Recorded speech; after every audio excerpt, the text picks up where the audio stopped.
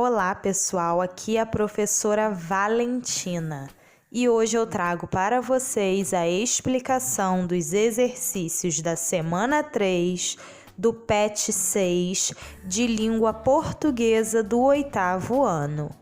Na nossa fichinha técnica, nós temos a unidade temática, análise linguística, semiótica. Ou seja, nós vamos trabalhar analisando o comportamento da língua portuguesa. Mais especificamente, veremos figuras de linguagem e variação linguística. Vamos lá? Logo no início do PET, nós temos essa explicação sobre figura de linguagem. Figura de linguagem. Recursos expressivos empregados para gerar efeitos nos discursos, ampliando a ideia que se pretende passar. Aqui nós temos algumas figuras de linguagem do português. A metáfora ocorre quando se faz qualquer comparação sem utilizar expressões que indiquem que uma comparação está sendo feita, como tanto. Exemplo, a vida é uma nuvem que voa. Então, você está comparando a vida com uma nuvem. Você também poderia ter dito, a vida é como uma nuvem que voa. Aí você teria uma comparação, que nós vamos ver agora. Chamada de comparação explícita, ao contrário da metáfora, neste caso são utilizados conectivos de comparação, como, assim, tal qual. Seus olhos são como jabuticabas. A personificação ocorre quando se atribui características humanas àquilo que não é humano, como objetos ou sentimentos. Exemplo, eu podia ver o cansaço rastejando-se no chão e vindo em minha direção. O cansaço se rasteja normalmente? Ele vai em direção a alguém? Não, essas são ações humanas. Por isso, a personificação ocorre aqui. A metonímia ocorre quando se substitui um termo por outro. Essa substituição, porém, é feita pela proximidade de referências entre os dois termos. Exemplo, comeu o prato todo. Quando você come toda a sua refeição, você não come o prato, né? O prato fica lá e depois a pessoa lava. Mas aqui nós tivemos a substituição, né? Ao invés de dizermos que você comeu toda a refeição, dizemos que você comeu o prato. A hipérbole corresponde ao uso intencional de expressões muito exageradas para se passar uma ideia. Exemplo, que demora, estou esperando há séculos. Ou, como a música diz, com 1000 rosas roubadas, exagerado. O eufemismo ocorre quando se utiliza expressões para atenuar, ou seja, para suavizar uma ideia tida como agressiva ou desagradável. Exemplo, ele estava muito doente e acabou batendo as botas. Batendo as botas ao invés de dizer morrendo. A ironia ocorre quando se expressa uma ideia por meio de uma construção que diz o oposto do que realmente se quer dizer. Exemplo, não para de chover. Que ótima ideia vir para a praia hoje. Então, pelo contexto, nós entendemos que é uma frase irônica. Ninguém quer ir à praia quando não para de chover. O paradoxo ocorre quando duas expressões opostas são utilizadas de maneira que foge à lógica.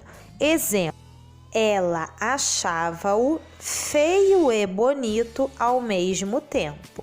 Então, nós temos duas expressões opostas, feio e bonito. A antítese se dá quando se utiliza duas palavras ou ideias com significados opostos. Quem ama o feio, bonito lhe parece. Aqui nós também temos expressões opostas, tá? Feio e bonito. Mas nós não temos algo contrário, como no paradoxo, tá? É possível você achar alguém feio e bonito ao mesmo tempo, legal e chato? Inicialmente não é algo lógico, certo? Na antítese, nós temos sim palavras com significados opostos, feio e bonito, mas é algo que pode ocorrer, olha. Quem ama o feio, bonito lhe parece. Então, como você ama algo feio, acaba lhe parecendo bonito. Vamos para os exercícios. 1. Nos textos abaixo, as figuras de linguagem são fundamentais para sua construção e para os sentidos que se pretende criar. Leia os textos abaixo e diga qual ou quais figuras de linguagem aparecem em cada um. Texto 1. Um beijo. Um beijo fala mais que 1000 palavras. Um toque é bem mais que poesia. No seu olhar enxergo a sua alma. Sua fala é uma linda melodia. Bom, pessoal, aqui nós temos 4 possíveis figuras de linguagem, tá? Vamos tentar identificar. Um beijo fala mais que 1000 palavras. Nessa linha, nós temos 2 figuras de linguagem. É normal que um beijo fale alguma coisa? Não. Então, não é uma ação normal de um beijo. É uma ação normal de uma pessoa. Aqui nós temos uma personificação. Agora, ele falar mais que 1000 palavras, ou seja, ele fala muito, mas esse 1000 palavras aqui não necessariamente é literalmente, né? Nós temos aqui um exagero, ou seja, nós temos uma hipérbole. Um toque é bem mais que poesia. Aqui nós temos, né, o sentido de toque comparado ao sentido de poesia. Por quê? Ele não é uma poesia, ele é bem mais que uma poesia. Então, nós temos uma comparação aqui entre toque e poesia. Terceira figura de linguagem, comparação. E depois nós temos, no seu olhar, enxergo a sua alma. Sua fala é uma linda melodia. Aqui nós temos metáfora, porque sua fala é uma linda melodia, né? Nós temos uma comparação sem utilizar nenhuma expressão comparativa. Então, nós estamos comparando uma fala a uma linda melodia. Texto 2. Quem foi o inteligente que usou o meu notebook e apagou tudo que estava gravado? Vejam a expressão no rosto do personagem, pessoal. Ele está com uma expressão, no mínimo, descontente. Nessa daqui, nós só temos uma figura de linguagem. Eu vou deixar para vocês identificarem. Consultem o quadrinho lá em cima. Temos apenas uma. Texto 3. Tá se olhando no espelho, Zé Lelé? Eu não. Ele é que tá me olhando. E aí nós temos a expressão de surpresa do Cascão. Aqui, pessoal, nós também só temos uma figura de linguagem. Foquem na parte que ele diz, ele é que tá me olhando. Então, o espelho é que estaria olhando o menino, o Zé Lelé. Pensem aí, um espelho pode olhar alguém? Que figura de linguagem seria essa, com essa ação humana? O espelho olhar alguém. E aí, escrevam aí. 2. Se você precisasse manter os sentidos gerados pelas figuras de linguagem nos textos 1 e 2, mas precisasse mudar as palavras, como faria? Reescreva os trechos nos quais a figura de linguagem aparece, mas utilize outras palavras. No texto 1, nós temos 4 figuras de linguagem. Então, pensem aí, se você tivesse que trocar a primeira, a personificação, um beijo fala mais que 1000 palavras, você diria o quê? Um beijo expressa muita coisa. Aí você já estaria substituindo 2 figuras, né? Nós tiraríamos tanto a personificação quanto a hipérbole. Ao invés de eu dizer um beijo fala mais que 1000 palavras, eu poderia dizer um beijo expressa muito, um beijo expressa muitas emoções, algo do tipo. Tá? E aí as outras vocês pensem como fazer. No texto 1 ainda temos mais 2, né? Comparação e metáfora.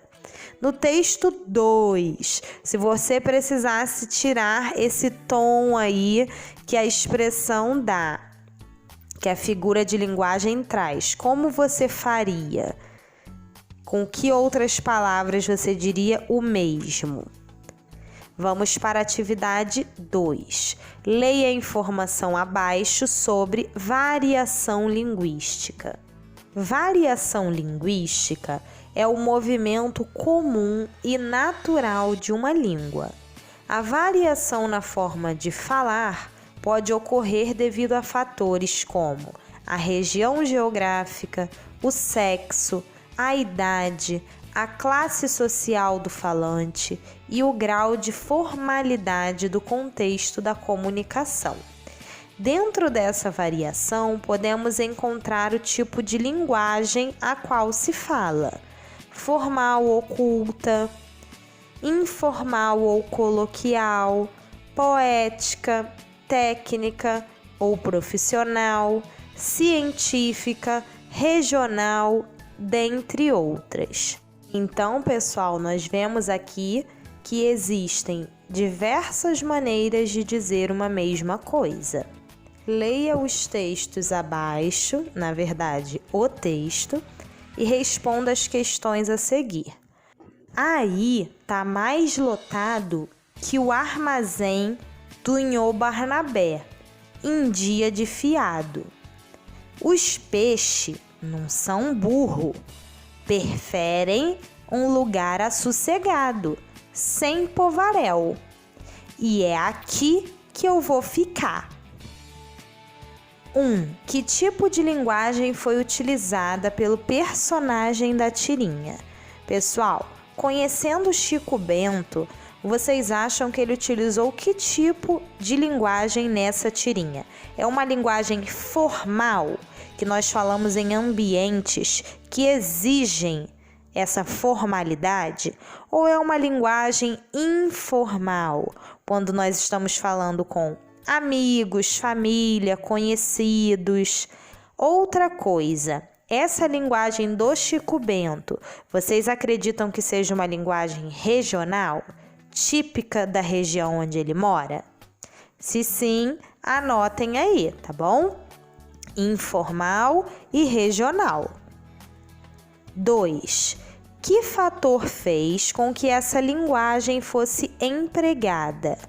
Como assim? Eles querem saber aqui por que é que o Chico Bento falou de maneira informal e regional, tá?